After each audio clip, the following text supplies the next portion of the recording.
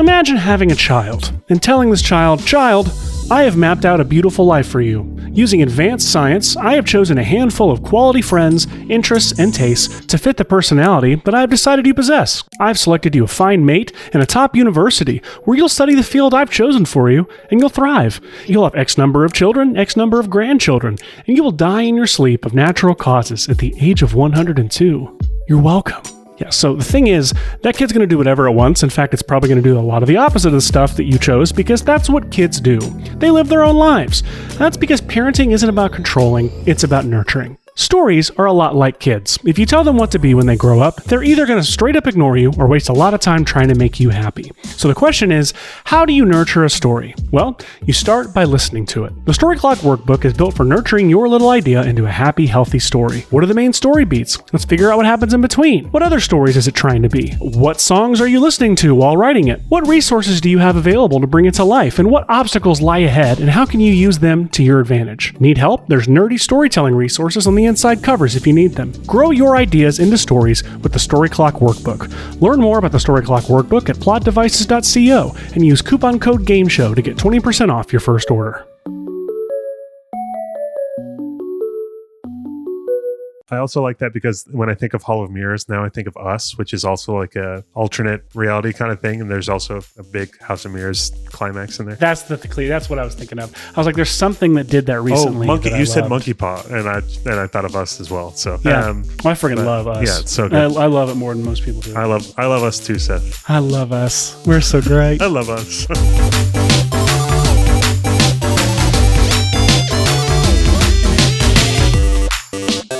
Hey guys, I'm Ryan. And I'm Seth. And welcome to the Writer's Room Game Show. It's the podcast where every week we generate an original feature film idea from scratch in under 60 minutes, working from a set of random prompts given to us by a big Hollywood studio in the form of an iPhone shortcut. At the beginning of every episode, the studio assigns us, the contestants, a new project consisting of 4 components: the genre, the tone, the demographic, and a studio mandate. What's a studio mandate? Well, maybe they've got props left over from the Scorpion King, and we actually have to use those for budgetary reasons. Or maybe Pauly Shore is experiencing a Paulonescence, and they want Pauly Shore to be featured in the film to capitalize on that Pauly Shore magic. Whatever it is, it's our job to make it work. So, with our assignment in hand, we now have exactly 60 minutes, 1 hour, to develop a feature film idea that fits the assigned criteria. But that's not all. There'll also be roadblocks along the way. So, 30 minutes into the episode, the studio is going to give us another studio mandate that we have to figure out how to solve. It's exactly what we have to figure out how to do.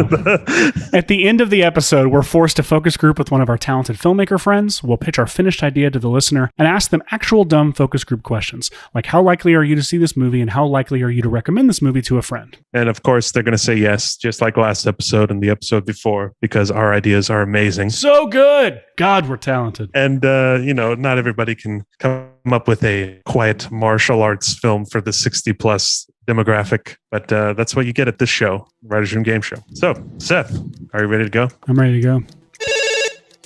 Wow, perfect timing, studio. Yeah, studio called. Perfect time. Here, I'm going to answer. Hello?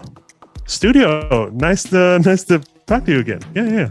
One of these episodes, it's going to be Ryan's mom that calls. Okay. All right. And I'm going to answer. Okay. Thanks. Bye.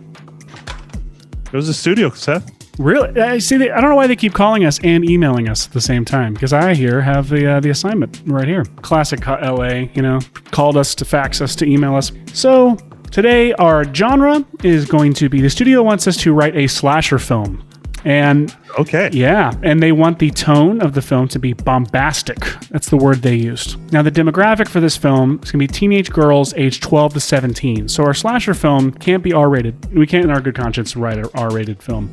PG-13 and the 12-year-old must bring a parental consent. The studio is also mandating, it says here in their email that multiverses are all the rage right now. The executives will pay top dollar for a script involving some interdimensional hijinks. Interesting. So they want it interdimensional in a slasher film. Does that mean we need to just hint at other universes within this? The Writer's Room Game Show has begun. And so what does that mean? Does that mean literal like interdimension, or does that mean like Conjuring verse kind of situation? Are we just trying to make something that's a franchise? I feel like it needs to have some multiverse, something like, where a Spider-Verse kind of thing where there's, alternate realities where there's people moving throughout these multiverse. Oh, just a device. They're not looking for like a marketing or franchisable thing. I feel like it's a device because those movies are becoming a little bit more popular, especially in the comic book space. They are, definitely. When you said Seth, I said my name. Slash. Yes. You said slasher and teenage girls. I immediately went to a movie that came out last year that I loved called Freaky. Did you see Vince Vaughn? No, yeah. I didn't see it, but I love the concept. I forget. Wow. This is once again, a movie I haven't seen. It should also be the context the audience needs is that I have 3 children. I'm married with 3 young children. So there is plenty of reason why I have not seen. I have 3 good reasons why I haven't seen. Eventually, rent the movie. It's a very good, and it's basically, you can tell they basically tried to make Freaky Friday and then mash it with Friday the 13th. I think the original title was Freaky Friday the 13th because that's great. Because even in the movie, the titles were like Thursday, Friday, Saturday. Really? Yeah, they had the name, the days and titles, and they were the Friday the 13th font. But anyways, it's basically like a teenage girl switches bodies with a basically Michael Myers or Jason figure and is trying to get their body back or stop the person in their body from murdering basically everybody in the town. But it was super fun, and it actually had like a magical kind of thing to it, which obviously multiverse is a little bit different than a magical object that's switching bodies. But it was a really fun comedic kind of slasher film. Like there's still some horror. The horror stuff was kind of scary and gory, but it was more of a like coming of age comedy set in a slasher universe, which I think is kind of fun, and it's something that me and you would probably do more as a mash, a different genre up. Well, it sounds like a decent comp for this, just more on the PG-13, like the She's All That side. Not the She's All That side, but the PG-13 side of that. I'm going to be honest and forthright up front. The multiverse one throws me off a little bit because I have a project that you know about that I've just started developing that would be great to hijack for this episode, but we shouldn't. And also because I can't, because there are actual other people involved with that project that would be very betrayed by me bringing it up. People who are weirdly connected to the comp that you just described. But anyway. But it doesn't need to be the protagonist has alternate versions of themselves from, stuff like that. It could be, we can use the multiverse in whatever way. They could just be our protagonist is somehow gets transported to alternate timeline where everything is different or, okay. There's ways to do that in an original way, I think, that are a little bit different than just like Spider-Verse, where it's like different versions of the same person are in one. Yeah, so maybe it could. That's actually kind of fun. The idea of like it's almost like let's take character, make her dream come true, and that dream, however, the catch it has a catch to it that either everyone it will be trying to kill her or like she's constantly on the run from X. Like I think that could be the kind of story we tell here. Is like what genre would that be? It's not Monkey Paw. What would it be? It'd be a You're just talking about like who would make that kind of movie? No, I'm like what kind of genre? No, like because Monkey Paw, like that's the obviously Jordan Peele's production company, but like it's in reference to the genre of story of. Oh, I never knew that. Educate. Oh, you didn't know this? No. Yeah, I believe. Let me look it up real quick. Monkey Paw, I believe, is the genre of storytelling that is like you make a wish on. Oh man, I could be totally wrong and sound like an idiot real quick. Oh, The Monkey's Paw is a supernatural short story by W.W. Jacobs. That's right. First published in England in the collection of The Lady of the Barge in 1907. 3 wishes are granted to the owner of the monkey's paw, but the wishes come with an enormous price for interfering with fate. So that's what people refer to a monkey paw story. They're talking about, Are You Afraid of the Dark? Notoriously, but famously, like I think the first episode was based on the monkey's paw, and it was that weird claw actually that they got and gave you 3 wishes. And so I'm trying to figure out if we told a story where like the super cliche dumb version, which we should inverse if we do anything like this, of like a unpopular teenager wants to be popular and they find themselves in an alternate universe where they are popular, but the catch is they have to kill someone or someone is going to kill, that's the kind of thing like I'm getting at is like we could tell a story like that. My fear with that is making the protagonist the slasher, so to speak. Yeah. So if instead it was like, what if you could be the most popular person in your school, but you were always running for your life? Like It Follows almost like, but you were in It Follows. You had to trade this amazing thing that you want for basically being in a slasher person running in a slasher film, which kind of is the plot of It Follows. Like you can have sex, but you're going to be stalked. But they didn't choose that, the girl. That's true. They weren't given the option. Yeah. Where this is like I'm willfully choosing that, and then I'm going to regret it, kind of thing. Well, I guess we wouldn't put it as they are willfully choosing it. It's like they find out that Okay, let's back up here. I just started pitching things before we really started narrowing down. Like, what are some comps for this kind of a thing that we could base this off of? The multiverse thing is probably what throws us off because there's probably not going to be a ton of comps for that kind of thing. Well, I mean, there's plenty of Dark Universe stuff, and there's plenty of like... Dark Universe? You mean the No. No, damn it. No, I mean like the Black Lodge kind of stuff. You know what I mean? Like that's totally interdimensional. It's the Black Lodge. That's great. Twin Peaks reference for those not familiar. Yeah, Twin Peaks, of course. Yeah, I don't know what like just two white guys talking Twin Peaks, talking twin here on That's a whole nother podcast. Talking Twin. I'm trying to think because Twin Peaks is good because it is that's sort of like a mystery drama that, the interdimensional stuff is sort of just a plot device. And I don't know if our entire slasher has to be completely revolved around the fact that there's even like something like Scott Pilgrim where they're like jumping in between these subspace highway things that they never explain whatsoever. Like I don't know if our film is that stylized, and I feel like it should be grounded a little bit. I do like the idea of our teenage girl protagonist, play up that demographic, be like instead of them these alternate hers or alternate people from alternate realities coming into her universe, her traveling to her being placed into a different alternate reality where slasher movies are actually like reality. It's not just because we could play up like a meta kind of thing like that, which could be kind of fun. I don't know if you're into like a slasher movie wouldn't happen in reality, but in this alternate reality, it's a much more common thing. Yeah. Okay, I did a thing that I'm going to do on this podcast a lot, where I suddenly started thinking of an idea and realized I zoned out and completely didn't hear your thing. That's all right. We need a name for this because it's going to happen on every damn episode. I'm so sorry. You Sethed it? I whirlied, man. That sounds even grosser. So it's probably a good name. So I think what I heard you saying was like a parallel universe where like slasher movies are reality or a common like part of culture. Meaning like people killing each other is a random part of culture, right? Normalized because part of culture? That typically like slasher movies, that doesn't actually happen in real life. Like rarely ever is there actually like a hockey masked killer who gets away with things. So it's so much to be able to walk around and kill people in plain sight constantly. Or like a Scream kind of figure. It's the same thing, a stylized mask, and they're killing all these people. And it's okay. That's a fun idea. Let me then pitch you my idea. Real quick, there is sort of a meta thing that happens a lot in these slides. Even think of Scream. Yeah. It's like, it is such a meta commentary on slasher movies itself too. Yeah.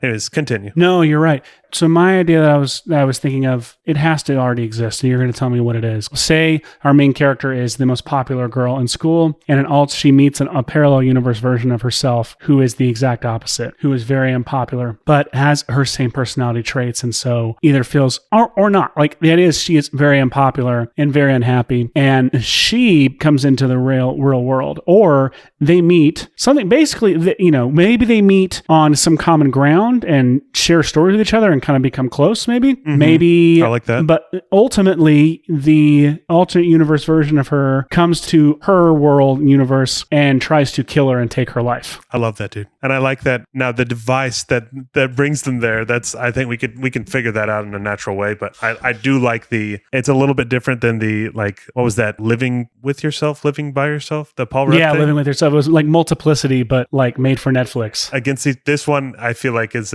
something I haven't seen before. I'm sure it exists, but you can't think of anything. Okay, I can't. Yeah, I'm sure one of our two listeners can. So it'd be, she is the protagonist sort of damsel, but she's also the slasher, and her alternate reality self is the killer. I think I might have worlied a bit. Is the unpopular one the killer? And the unpopular one is the unpopular one is. So the idea is because the popular one has the life that the unpopular one wants. Because she wants to come to this universe and replace her basically and become her. Yes, and so the trick is because a slasher film, Terminator is a movie where you have a character who is, I guess Halloween is this way.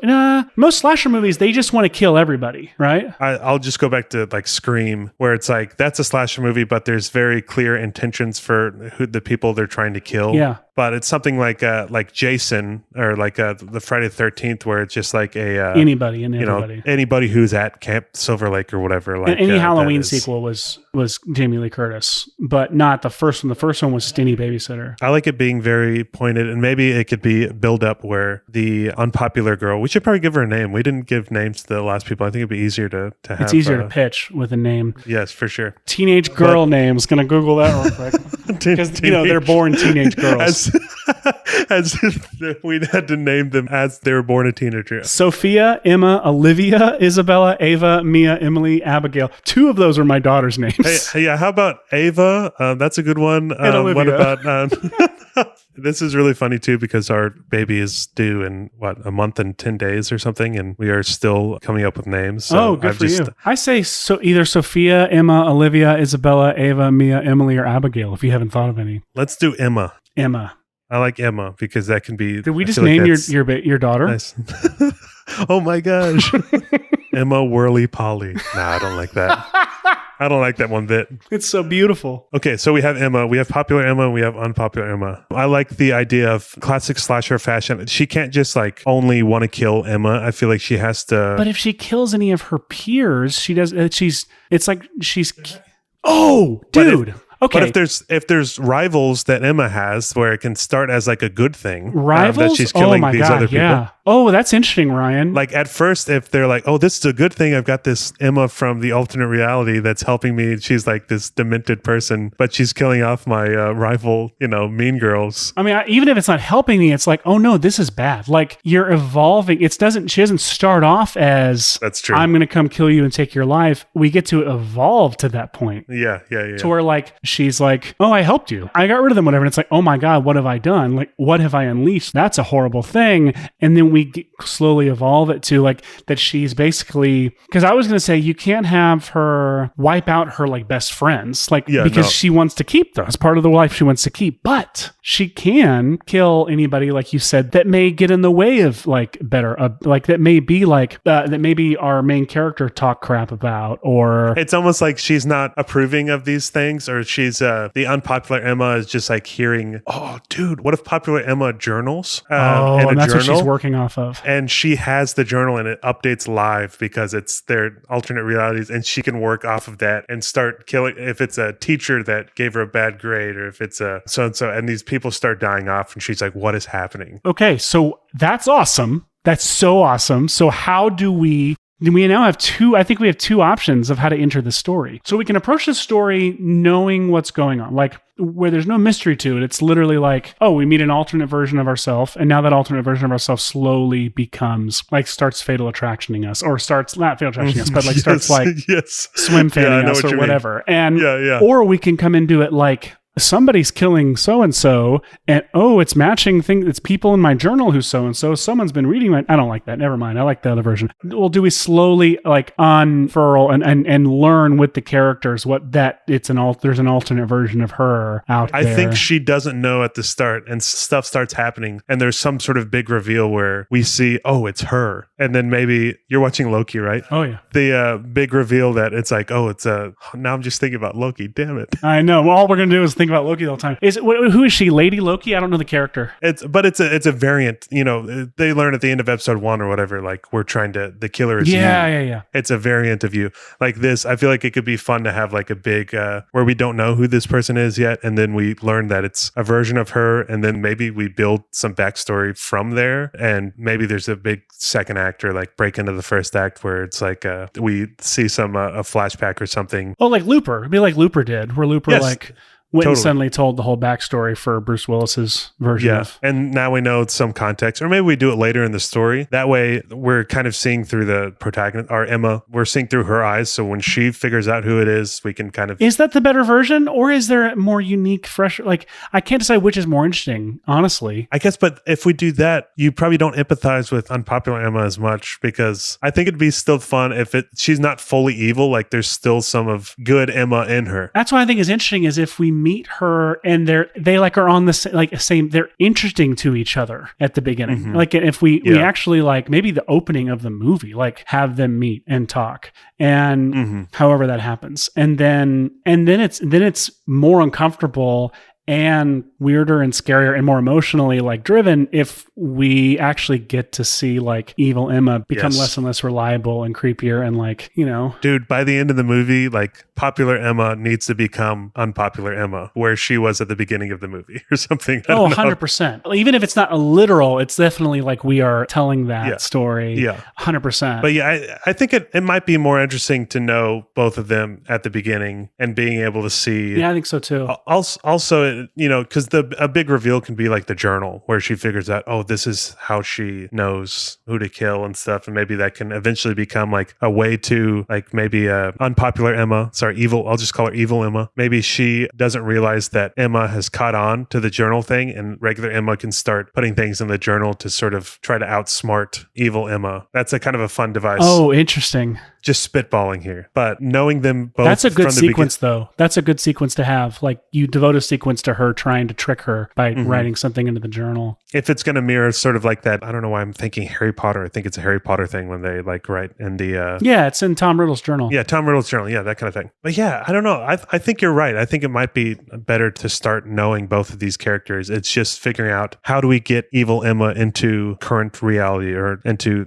our timeline, so to speak. We can get away with it being extremely underexplained, like so underexplained to minimal, like It Follows style. Like to keep referencing It Follows, but like It Follows is great at how it does. It leaves things so that's a great unexplained. Yeah, the bombastic tone can kind of come from how it's sort of directed and stylized and stuff like that too. Because obviously It Follows is a very sort of quiet and understated movie. Of course, you've got the synth soundtrack that can be sort of big and hectic at times. What if you made this like Bring It On almost? Like totally. That's how Freaky is sort of like a really fun, you know, slasher movie. But I think, doing making her a cheerleader and making it this like, Bring It On-esque. Mean Girls, Bring It early On. Early 2000s, you know, comedy. But then it slowly becoming this, you know, dark horror kind of thing. That's kind of fun. I think in the third act, we'd want to, I was just thinking like, when do we go into evil, like the evil Emma's universe? Because we would want to see it. We either have our third act happen there, like she leads evil Emma back into the universe or chases her back in or something, or evil Emma just shoves her there. Oh man, that's so good, dude. Oh crap. Wild card time, baby. I'll take the call. Good, because it's your phone. Hello? Hey, studio. Yeah. Okay. Yeah, if that's what you want, we'll put it in there. Okay, thanks. Oh, you're going to email it too? All right. Just to Seth? Okay. All right. See you later. Bye. This one's easy. You heard them. They told you, right? It's easy, right? I think it's going to be easy. Yeah, I think it'll be easy. Studio wants a kid character in the film. Yeah, we already got that. We got teenagers, but we need like a kid, which actually, like a little brother, right? Or a little sister. You got to have that. I feel like the quintessential, you know, Bring It On kind of thing. It's like teen girl with a annoying little brother. Yeah. It's easy. Even Stevens. Done. Lizzie McGuire. Oh, yeah. Is there a little brother in Lizzie McGuire? Oh, yeah, he's super annoying. Classic. But yes, I love the bombastic Bring It On kind of style, and it'd be fun to play with. We actually just watched Jennifer's Body for the first time. Did you ever see that? No, the Diablo Cody one? No. Yeah. I always heard it was like underrated and it is kind of that parody on a teen movie and a horror. And it's actually very slasher now that I think of it. That's could be another fun comp, but it's sort of like popular girl is best friends with the unpopular girl, and the popular girl gets possessed by a demon, basically. Yeah, add that to the comps. It's similar to the Bring It On in that it's playing up very popular tropes and teen movies. So where were we with the thing before the wild card? Well, so what's nice is we talked about, the little brother's going to be in peril now, by the way. If the little brother's annoying, the little brother's going to be actually like yes, a really scary target in peril. So, dude, and we also have an alternate little brother if we wanted to play up that.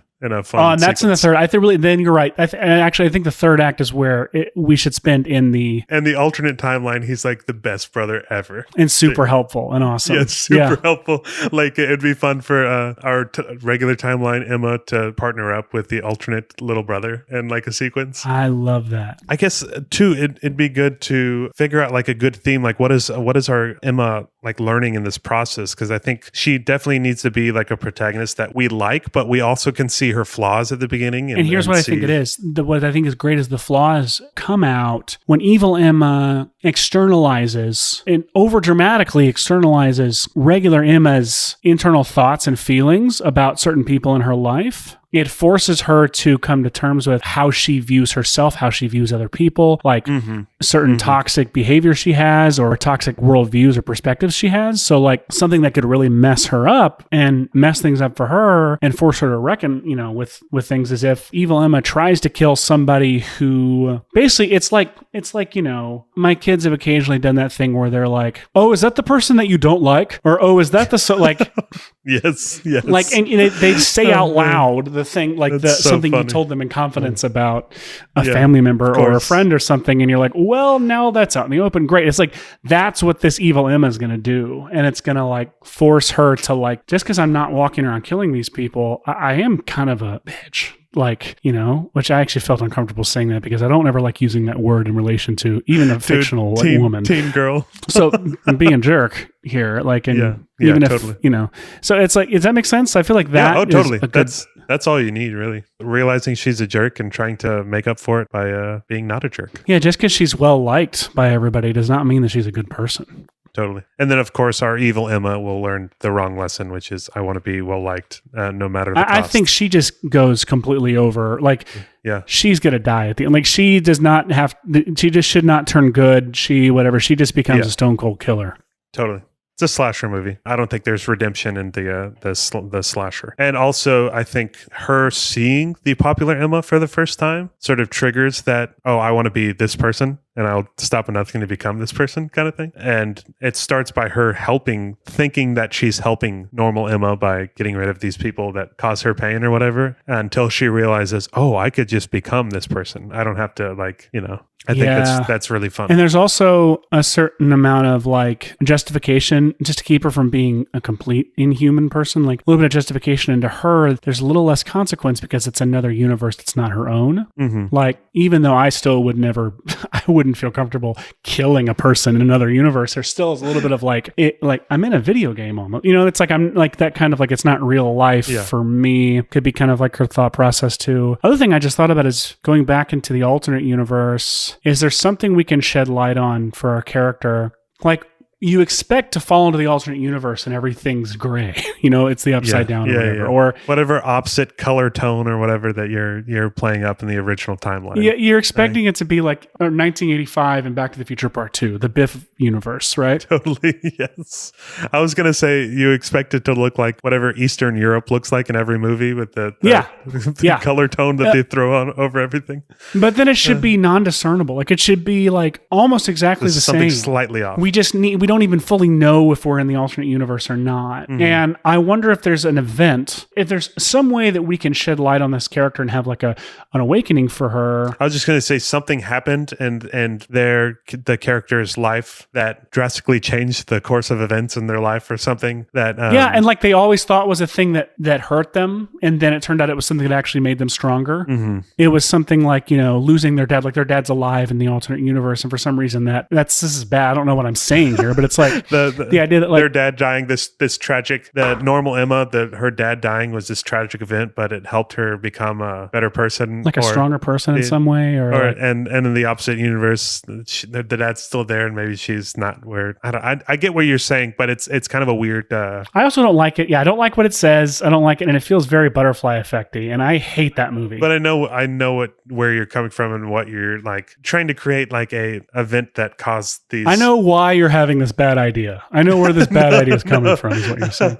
But I think it would be cool to have why are the timelines so what make these timelines different? Because if it is interdimensional hijinks, I'll just go back to Loki. The whole thing is like a new timeline is created when there's like one little thing that happened that wasn't supposed to happen, and that can completely throw off the whole dimension of reality. So I think having something that maybe contributes to the character's big emotional arc, or even just like having something, there's got to be a reason. There's got to be something. There really does. And and that reason has to be a big realization that leads our hero to, winning the day or whatever. Yeah. It's bombastic. So I feel like it needs to be some sort of big gory finish at the slasher where it's like the Emmas fighting each other, but there has to be something that she can trigger evil Emma from in order to open up, have an opening so that she can, get the final blow or something, something like that. And is it cliche to do it someplace involving mirrors? Dude, that would be awesome. Dude, Enter the Dragon style ending where it's a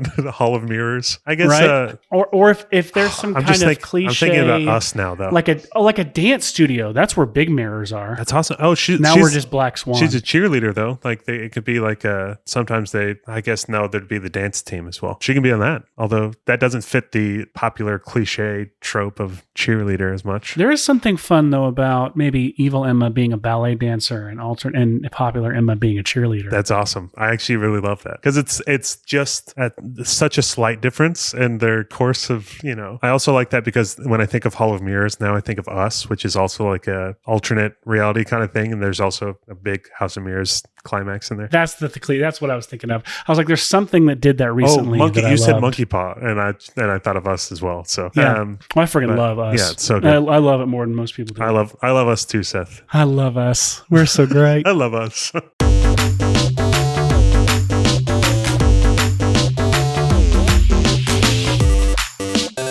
Hey, did you just get a cool idea for a movie? The answer is yes. Otherwise, this ad is irrelevant. So you kind of know how the movie is going to start, right? You know how it's going to end, maybe. And you kind of know a few cool things that you want to happen along the way. The parts in between, though, you're not so sure yet, are you? You could try and make up new ideas to put there, right in between all those parts, but that process can result in a series of events, not a story. Because the thing is, stories take work. And the Story Clock Workbook is built for turning your ideas into stories. Learn more about the Story Clock Workbook at plotdevices.co and use coupon code GAMESHOW to get 20% off your first order. Have you listened to an episode of our show and thought, hey, I've got a better idea than that. These guys are terrible. Well, that's really mean, and it makes me feel bad. But also, I've got good news for you. Announcing the Writers Room Game Show Notes Hotline. Call in and leave your better ideas on any of our past episodes, and we may play your idea live on the show for all to hear. That's Hollywood, baby. Make us look like fools. Call the Writers Room Game Show Notes Hotline. 1-866-HEY-WRGS. That's 1-866-439-9747. But yes, I love the cheerleader and ballet dancer. And then that allows us to be in like a dance studio with a big old mirror at the end. Maybe that can happen in alternate universe too, because I think it should. She has the step up. She has the higher ground in that situation. Hashtag step up. I love I really think the whole third act should happen in the alternate world. Yeah. I agree, because she's going to be just off to where she's having to struggle. And yeah, I like that a lot. And I think that's where she can maybe team up with the little brother. And maybe in the alternate universe, the little brother is annoyed by his older sister as opposed to the opposite that is in our regular timeline. And I don't know how eventually he's going to have to figure out that his older sister is a serial killer and she's not a good person. She's kind of a complicated thing. But her little brother is annoying. Is there a way we can actually make him be kind of a B story? Maybe not the B story, but like a character who she learns to love and or he comes after her in the alternate. Maybe the alternate version of him doesn't exist, and so maybe he comes after her. Like he goes into the other universe and gets her, and then they work together. You're right. It should be the one she lives with that they can have a bonding moment. You want Clarissa and Ferguson to like work together. You know what I mean? Like that was another one. No, is that after? Is that before your time? I don't get your reference. What are you talking about? Did you not watch Clarissa Explains It All? Are you that much younger than me? Oh no. Yes, I didn't watch it. Whoa! Dude, I didn't know we had that kind of an age difference. Clarissa Explains It All was utterly fantastic, by the way. Like I also didn't grow up with cable, so if it was on like Nickelodeon or something. That's big. That's probably what it was. It was Nickelodeon. Crazy. Yeah. That's why you don't know Alex Mack. Yeah, but I did listen to the music, and it's incredible. Okay, 7 minutes left until our focus group. It's all over the place. We've got our concept, but we don't have a lot like normal. There's a lot of specifics we don't have. Okay, let's break it down. I like to do 4 acts, especially for horror. For the audience who hasn't heard it, let's cut it into 4 acts instead of 3. We have Act 1 is things are normal. Act 2 is something weird might be going on. Act 3 is something weird is going on. What are we going to do about it? And Act 4 is doing something about it. I feel like I'm reading the inside of a Story Clock notebook. A Story Clock workbook, actually, is where you would have seen that. Where would you get a plotdevices.co. And this is just, this is not like a universal thing we have to follow, but it helps me. No, but I think it helps, especially in this span of time doing a genre like this. So we are with our normal story world. We have Emma. She's a cheerleader. She's the most popular girl in school. She's kind of a douche. There's actually nothing. We could do a Back to the Future first act here, where we could do like follow her through a normal day. I found in my stuff that I've written, those are really hard acts to write because you have to find an interesting through line for the audience. But the interesting through line is maybe because we've got Evil Emma as well, and if there's a mirrored, sort of day, because we talked about introducing them both. I guess we actually introduce her. We have like maybe one scene at the beginning with the opening titles, and then we have her meet her right after the opening titles, and maybe we can introduce to her normal life through the eyes of Evil Emma. Oh yeah, like a point of view kind of thing. Yeah, or like no, that doesn't work. So does that just jump right in? Oh, here's an alternate reality version of me. Yeah, it doesn't work. We got to do it Back to the Future at least one day, a day in the life. Totally. First act, meet Evil Emma, and then we have like a kind of a fun and hijinks. Like, where'd you come from? I got to hide you from my friends. The end of the regular school day, she meets regular Emma or something at a. Yeah, I feel like we can get right into it after we at least see that what her normal day looks like, so we have something to contrast. And so we would have maybe it's if we're going with like Save the Cat and Joseph Campbell stuff, like the refusal of the call is her being like freaked out by this alternate version of herself and like get away from me, so and so, or like hide you from my friends, and she's scared of the fact that this version of me isn't cool, like it isn't almost like kind of mean. Come to terms with that, like the acceptance of the call is when she like actually talks to her and has like conversation and realizes like Evil Emma can realize that our Emma has the life Evil Emma's always wanted, and Evil Emma and our Emma can kind of realize like and admit and confess like, what if it's sorry. Continue. No, like what you were saying, which is like or just has some kind of empathy for her, and it's like, okay, well, it's the clueless like popular girl taking in the the new great girl reference. Who's not as the new girl who's not as pretty and not as but she's gonna take her under her wing. And dude, what if it's even like, oh yeah, this is my twin sister from. I'm going too far with it, but she's introducing her to her friends as like, because you can't explain like this is my. No, you can say cousin. Yeah, I mean, but you can be like, this is Laura Palmer's cousin who looks exactly like Laura Palmer. Yes. Oh man, I love that so much. But yes, yeah, I totally get that. And then, she starts to make the killings based on the journal, wanting to grow closer to this Emma, who she thinks is so much cooler and more popular because she wants to be her equal. And then she realized, maybe there's something that happens where popular Emma is mean to evil Emma, or like, have a moment where popular Emma is mean to evil Emma, or something happens where there's a little falling out. And that's when evil Emma realizes I don't want to be her equal. I want to become her. Like I want to be. Maybe that's like the Breaking Act 3 or something like that. I mean, I think it's a slow burn. I think like by the midpoint, she should be mean to her by accident or start to be kind of annoyed by her. Because she needs to be worried for her life because these killings have already been happening maybe, and it's a mystery. Yes, and the killings start happening. She needs to start. That's maybe midpoint is where she figures out the journal is everybody that dies. I'm writing about in my journal. Yes. And the only person that could be knows who I'm writing my journal is evil Emma. And maybe that's the break into Act 2. In Act 2 is actually like, you can read my journal. Or maybe not, you can read, but we need a sequence. Here's what it is. We get once they have the empathy and then she's no longer running away from evil Emma, she's like, okay, you can like, we then get when she stops running from evil Emma, we get a sequence of her introducing evil Emma into her life, pretending to be this other cousin and like hang out with her friends and so. And we end that sequence with her letting her read her journal. Like she's like, so like she catches her like trying to get into it or something. And then it's this thing of her like actually being very vulnerable and letting evil Emma like read this journal. And that is when we can kind of kick into Act 2, which is then like things start getting weird. You know what I mean? Or maybe that is. And maybe that's how evil Emma knows, I can just look in the journal. She's writing all this stuff in the journal because she has her own alternate version of the journal that is updating or whatever. Oh, I didn't even think about the alternate version of the journal. At least that's what I was thinking of from the beginning. Oh, really? Yeah. You're thinking evil Emma writes in a journal. Yes. I thought our Emma writes a journal and all of her darkest thoughts are in there. And so evil Emma reads them and acts on that. That's what I'm talking about. But I was thinking evil Emma reads the evil Emma journal is updated when the regular Emma writes in her journal. Like I was thinking like almost like Tom Riddle's journal. Oh. Like because it's interdimensional, so technically they're mirrored universes. I don't know if I buy that, because then evil Emma, doesn't just do whatever alternate Emma does. I'm not sorry. Evil Emma doesn't do whatever regular Emma does. Yes. No, you're right. I was just trying to, for some reason I had in my head, I'm like, oh, that'd be cool if she like didn't even need to look in the journal because she has it on her side already. Like that's how she knows. But it probably wouldn't. It's a different life. It's a different life. It's a different timeline. Yeah. But let's hang on to that, because if we can find a mechanic where we can use that kind of a device like that, and we could actually justify a device like that, that could be very cool. Okay. Well, our time is running low. We've got about 30 seconds until our focus here's what I say. group. Sorry. 4 acts. First act, normal life, meets evil Emma, runs from evil Emma, gets to know evil Emma, realizes and actually lets evil Emma come under her wing and walk around in her life as her cousin. Yes.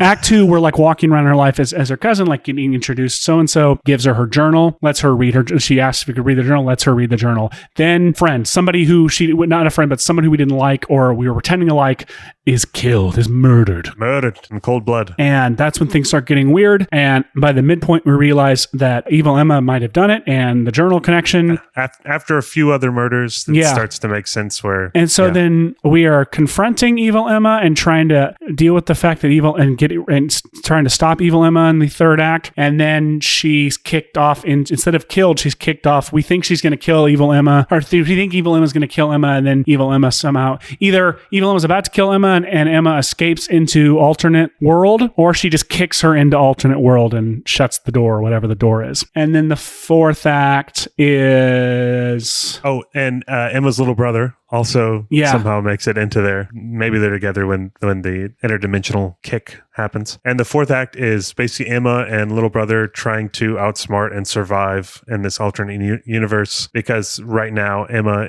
evil Emma is in the regular timeline and can exist as regular Emma, but she can only do that if she kills the original Emma in the alternate timeline. So that's why she's coming after her. So she doesn't. Yeah. I think our Emma escapes into the alternate timeline, and the door closes temporarily, and it only opens up again at a certain time or something.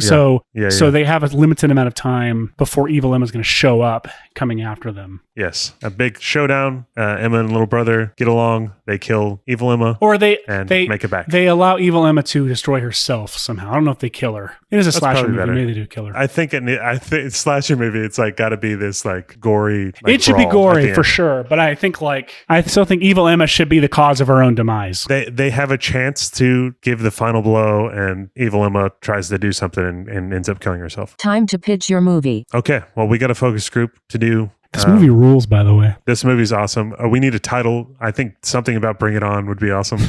But how do we not have a title? The other ones have My Worst Self by Seth Worley and Brian Polly. Well, by the end of our pitch, we'll have a title. Here we go.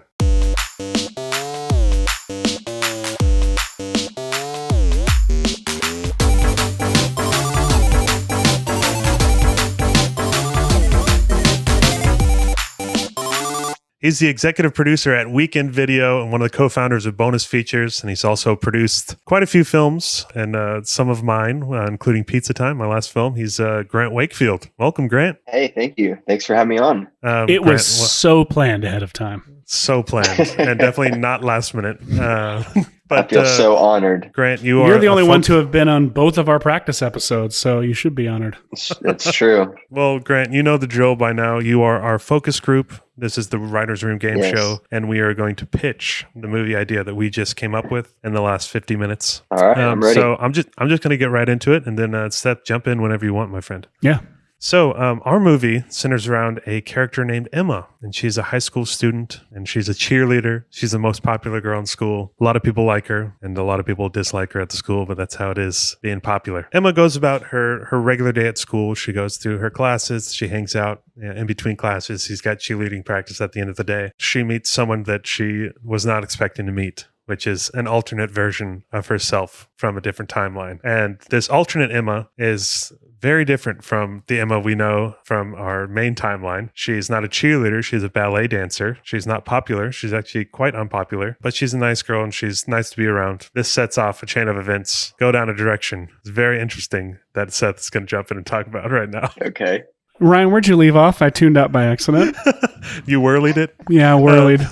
She just met alternate Emma. All right. Just met alternate Emma. So the idea here is that alternate Emma, did we talk about how, I'm sorry, I really whirlied that. Unreal. Grant, when you hear the episode, you'll understand how this is all so full circle for us. I whirlied about 40 minutes ago. So we are in the second quadrant of our story. So has she run from her? Have we spent that sequence running from her? No, she just met her. Okay. So here's the idea is that overall what we want to do is take this evil Emma character, have our popular Emma, our Emma, like empathize with her, have them actually get to know each other and meet, like find this middle ground very early on in the fact that like, oh, we find out that this other Emma, who we're calling evil Emma, but not at the beginning of the story, obviously, but this other alternate version of Emma she's the opposite. She's not popular. She is not happy. She's not any of the things that our Emma finds valuable and finds like definitive about herself. And so she, like, I think Ryan had the great reference of Clueless and how like, you know, she volunteers to like take this unpopular girl under her wing and like, you know, teach her how to be popular or whatever. Our Emma lets this alternate Emma pose as her cousin and get to hang out with her, get to know her friends and her life. At a certain point, she even lets her read her journal that she keeps. Our Emma keeps a journal that she writes everything in. And this other Emma actually convinces her to let her read it because she's fascinated with her life. And then at a certain point, somebody who is close to our Emma, but is revealed to be someone who our Emma doesn't actually like, finds this other person either toxic, or maybe it's this guy in school who she actually finds toxic and doesn't like, or somebody who she's pretending to be friends with, but this person winds up dead. And then another. And we start to suspect that this other Emma is actually killing people who Emma and her journal deem like, you know, negative people in her life, like people who she who she doesn't get along with, or that, you know, teacher that gives her bad grades, the boy that's trying to feel her up, and the et cetera, et cetera. And so now she's like, it's very clear this other Emma is doing these things. And so it's like some of these people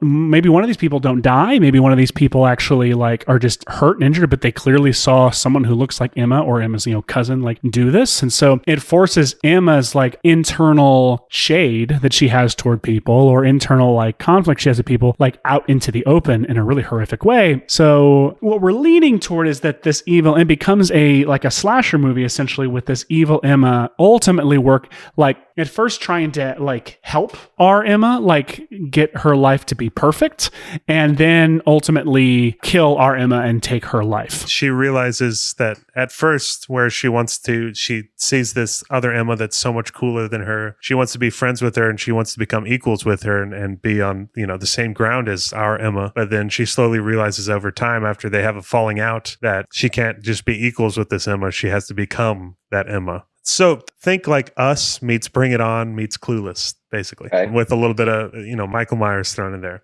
But basically, she realizes that she must become this Emma. And so Emma's little brother, who's, you know, quite an annoying little brother, he's the typical, you know, we play up the trope of the... Actually, I wonder if we should pitch that. We should bring up that point after we kind of tell him where the story's going. Okay, yeah. Go ahead. No, I think so. Like the third, ultimately, we're building the movie up to this point. By the end of say the movie's in 4 acts, you know, by the end of that third act, it's all about, we're in a full-on slasher movie where evil Emma is the Jason or the Michael Myers or even Terminator, and it's coming after our Emma.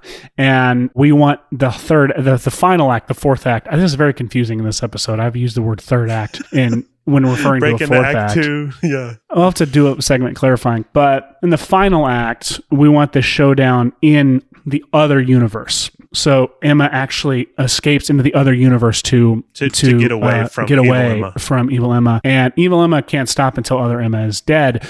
But we imagine that whatever this door is that is open to this other universe, it closes and opens at specific times. And so, you know, our Emma has a certain amount of time in the other universe to learn things about what made the other Emma who she is, and that speaks straight into what made our Emma who she is. And we think there's some key event, we don't know what it it is yet, that caused this diversion in time that defined who our Emma is in her timeline. Maybe it's a tragic moment. Maybe it's like something that differed in this alternate timeline that says something about our Emma and speaks into who this character is and who she is. And eventually alternate evil Emma comes back into that universe and chases her down, and we have a showdown in a dance studio, because I don't know if we've set it up, but like evil Emma is a ballet dancer where our Emma is a cheerleader. We have these, very specific differences between the two, and it allows us to have this nice showdown in a dance studio where there are mirrors all along the walls, and we get to play, that whole visual motif up. And the piece of information from, that both the Emmas past that our Emma discovers and the alternate Emma's reality is a piece of information that she can use to create an opening in that final battle that's going to,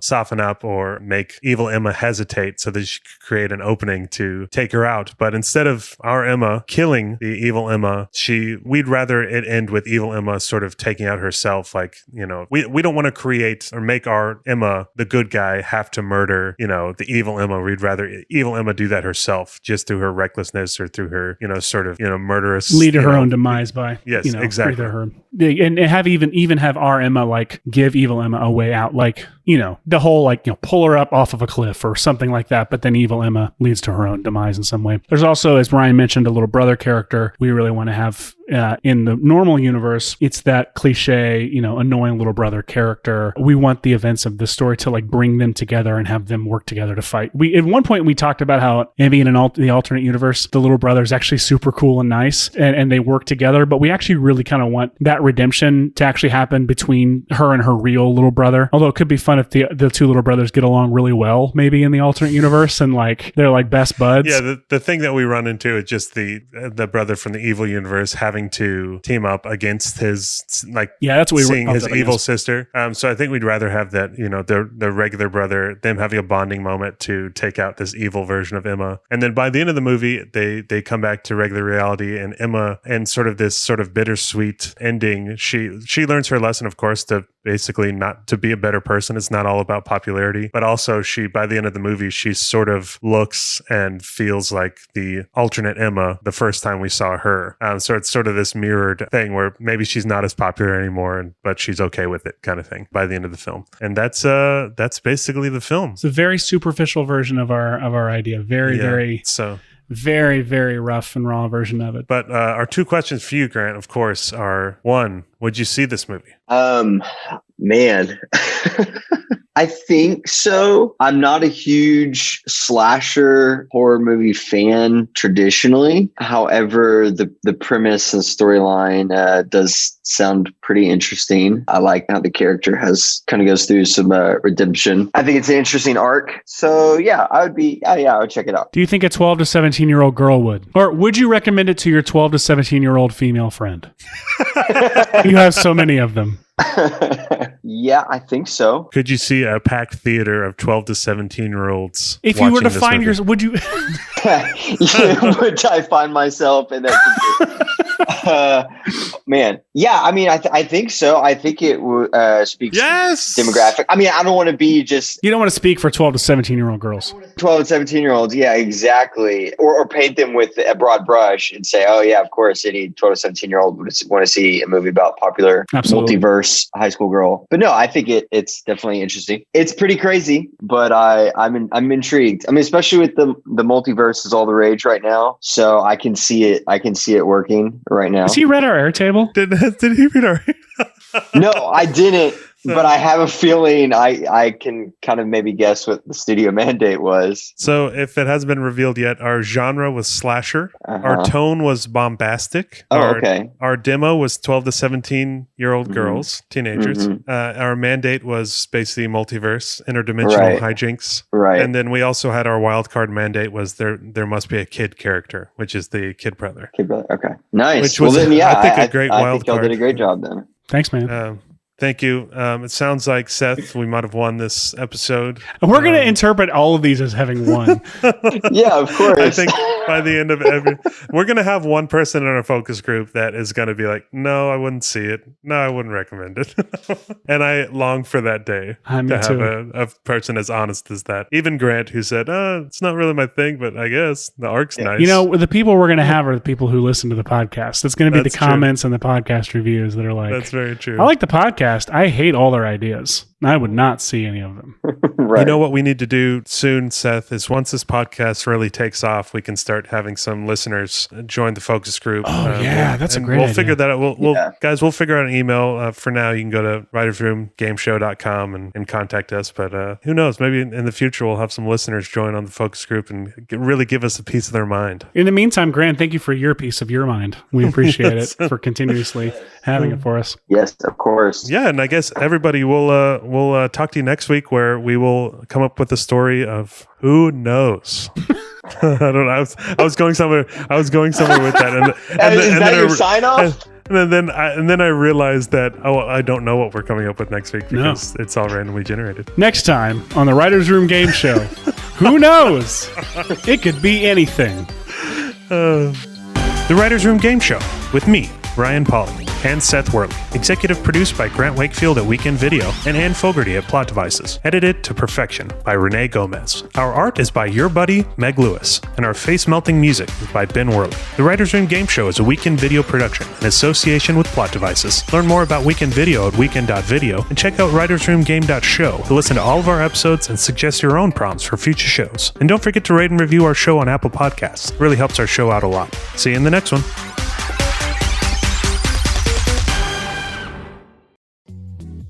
Whoa, this song is cool, said everyone. Well, that's because this music and all the other music under ads in this episode was provided by MusicBed. They've got an insane selection of music that filmmakers and creators can license, and Seth and I personally use them on a ton of our personal and commercial projects. Anyways, check out the link in the show notes to start your subscription and get unlimited music for your next masterpiece.